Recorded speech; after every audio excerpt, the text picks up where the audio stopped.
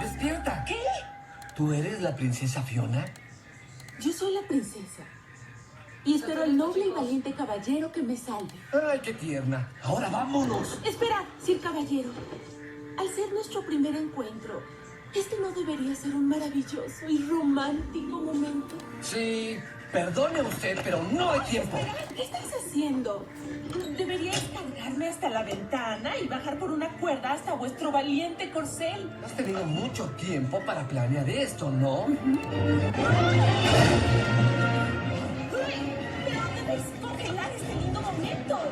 ¿Podríais recitarme algún poema épico, una balada, un soneto, un refrán o lo que sea? No sé de esas cosas. Yo estoy lleno Entonces de al menos armadura, quisiera chavales. conocer el nombre de mi salvador. Shrek. Sir Shrek. Os ruego que aceptéis esta prenda como muestra de mi gratitud.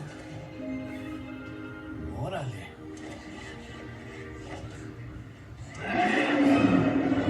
¿No habéis matado al dragón? Todavía no me voy. Dale prisa.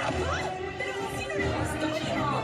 Debisteis blandir vuestra espada y ondear un estandarte como los otros caballeros. Sí, pero ellos ya son calacas rostizadas. Pero ese no es el punto.